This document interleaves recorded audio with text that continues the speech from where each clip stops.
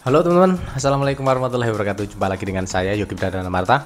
Oke teman-teman yang baru menemukan video saya ataupun yang baru menemukan channel saya, jangan lupa untuk subscribe dulu, kemudian nyalakan tanda loncengnya ataupun tanda notifikasi supaya teman-teman supaya tidak ketinggalan video-video terbaru, live streaming terbaru dari channel saya. Tentunya tentang informasi penyembuhan masalah GERD, anxiety, asam lambung, psikosomatik.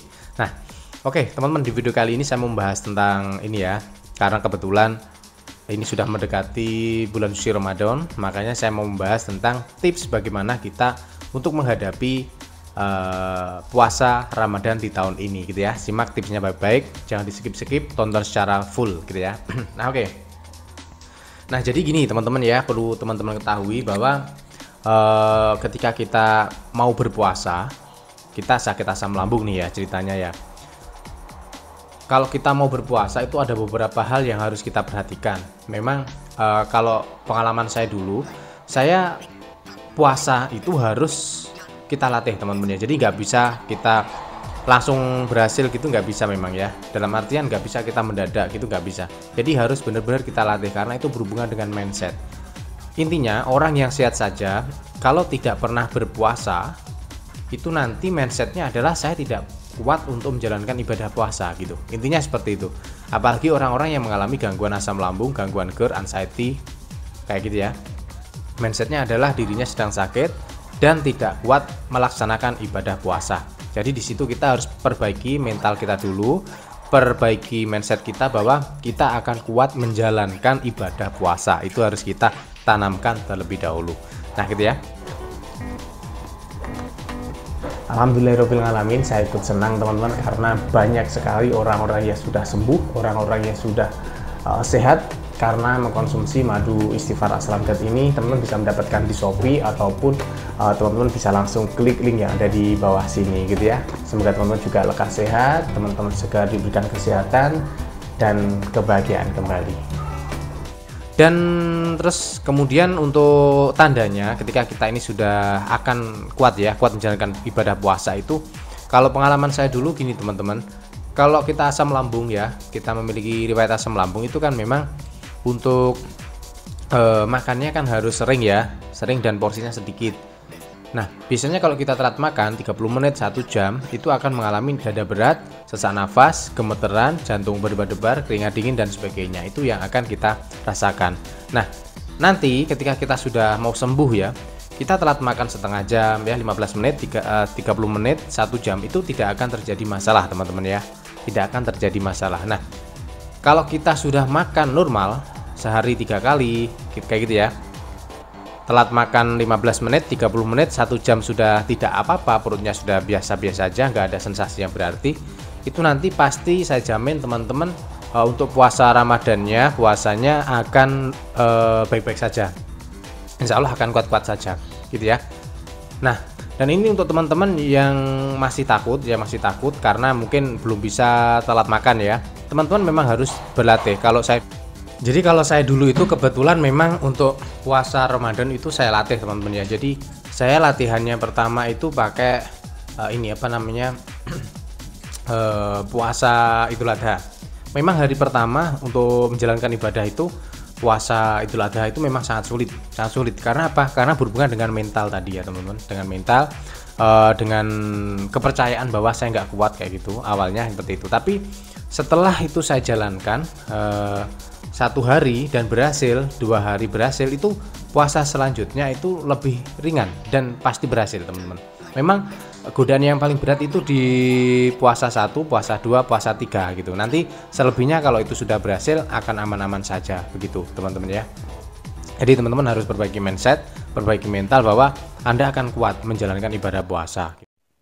Madu aslam GERD dibuat dari bahan-bahan alami yang sangat aman, tanpa efek samping, membantu masalah asam lambung, GERD, dan anxiety. Jangan khawatir, sudah BPOM. Dapatkan di Shopee dan WA official kami. Memang nanti untuk puasa itu titik terberatnya itu adalah ketika setelah duhur ya, setelah duhur mendekati waktu asar, waktu maghrib itu memang berat karena di situ kita lemas, energi kita sudah mulai berkurang. Nah di situ biasanya akan muncul anxiety teman-teman. Muncul anxiety Kalau kita nggak kuat mental, di situ kita akan down, kita akan batalkan puasa karena kita lemes banget, kita akan ketakutan seperti itu. Tapi makanya seringkali saya katakan, seringkali saya informasikan untuk teman-teman bahwa perbaiki mindset, perbaiki pola pikir, perbaiki mental teman-teman.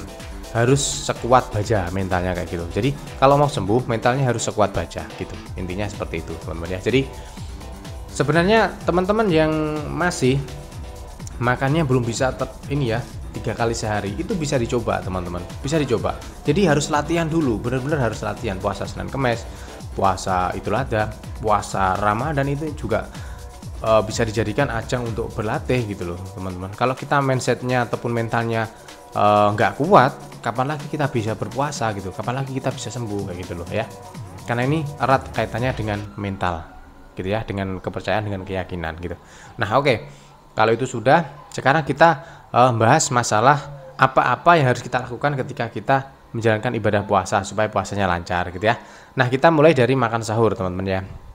Ketika makan sahur, teman-teman harus makan sahur mepet waktu imsa 5 menit, 10 menit menjelang waktu imsa. Itu karena apa? Supaya cadangan energi kita ini akan ada teman-teman ya. Kalau kita mepet waktu imsa itu kan akan lebih awet gitu loh ya, karena kita makannya di waktu-waktu akhir gitu. Dan itu untuk mengurangi kita tidur setelah makan sahur, karena tidak diperbolehkan kita tidur setelah makan sahur gitu ya. Soalnya pada prinsipnya kita tidur itu minimal 2 jam setelah makan gitu. Kalau kita habis makan sahur kemudian tidur, nah itu akan berpotensi asam lambung kita naik gitu ya teman-teman. Jadi usahakan waktu makan sahur kita ini mepet waktu imsa supaya kita tidak tidur, dan juga supaya energi kita, cadangan energi kita dari makanan yang kita makan itu tetap ada dan tetap terjaga gitu. Itu yang perlu disampaikan ya untuk masalah sahur. Kemudian untuk masalah berbuka, teman-teman usahakan untuk minum yang manis-manis ya, usahakan untuk menggunakan madu. Untuk teman-teman yang bergejala asam lambung itu gunakan madu yang gasnya rendah seperti madu istighfar yang sudah teruji secara klinis, PRT, dan sudah memiliki uji laboratorium dari Universitas Indonesia. Teman-teman gunakan madu istighfar yang rendah gas, itu sangat bagus teman-teman gunakan untuk menunjang keberhasilan dalam rangka puasa Ramadan teman-teman gitu ya. Untuk madunya seperti ini, untuk madu yang rendah gas seperti ini ya, ini gasnya rendah banget jadi sangat bagus untuk teman-teman konsumsi. Nah oke, jadi tipsnya teman-teman minum yang manis dulu, usahakan madu istighfar gitu ya. Terus kemudian teman-teman makan sedikit aja ya, maksimal 5-6 sendok lah ya. Teman-teman minum, makan buah, terus kemudian makan, nggak usah banyak-banyak, sholat maghrib, terus kemudian nanti sholat taraweh, kemudian bisa dilanjut makan.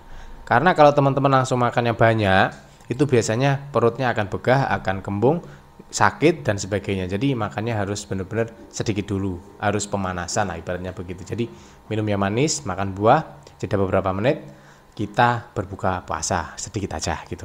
Sebenarnya gitu.